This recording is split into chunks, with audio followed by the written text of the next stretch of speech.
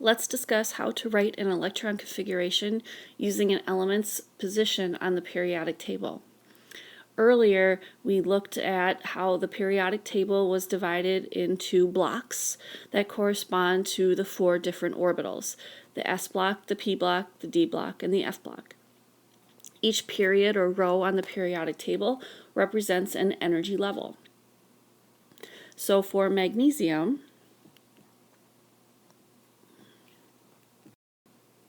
let's write the electron configuration. Let's use the noble gas notation. The closest noble gas to magnesium without going over is neon. So we'll put neon in brackets, and then we're going to start where the green arrow is there in the 3rd energy level, the 3rd period on the periodic table.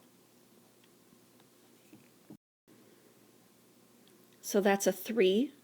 And then we're going to go through the S block, both elements of the S block, to get to magnesium. That's a 3s2. And that's it for the electron configuration for magnesium using the noble gas notation. Iodine is over here, number 53. The closest noble gas to iodine without going over is krypton. It is in the 5th row, the 5th period, the 5th energy level, where that yellow arrow is. So after krypton, we'll start with rubidium, that's number 37, that's in the S block in the 5th energy level. We have to go through both elements in the S block, so that's going to be a 5s2. Then we're going to move into the D block. We have to go all the way through the D block to get to iodine. That's going to be a D10.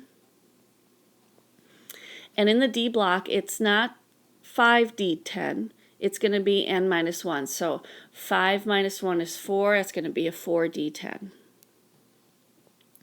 And then we're into the P block, 5 elements to get to iodine. That's going to be a P5. And we're still in the 5th period of the periodic table, so that's going to be a 5P5. Now let's talk about if we had to write the electron configuration for an element that required us to go through the F block. Let's talk about platinum, number 78. We're in the 6th energy level. We'll start with xenon, that's the closest noble gas without going over. And then we have to go through the S block. So that's a 6s2.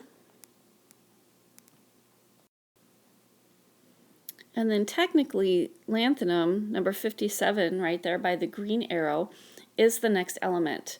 However, if we look at our orbital energy diagram, after S comes F. So let's take care of the F, and then we'll come back up and we'll group all of the D's together.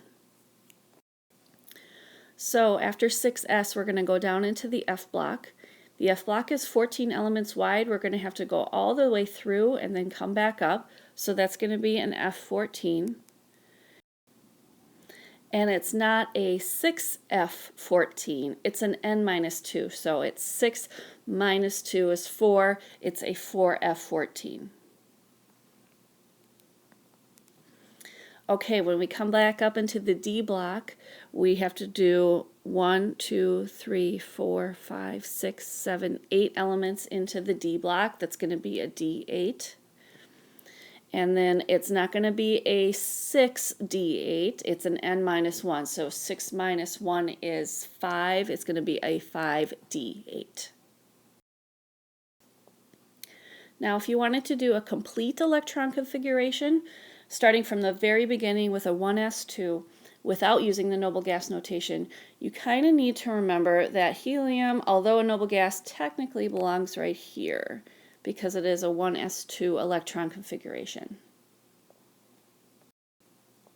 So for example, if we wanted to do the oxygen complete electron configuration, we would start in the 1st energy level, and we would move our way through the S block, keeping in mind that technically helium belongs right here, so that would be a 1s2, and then we would move on to the 2nd energy level.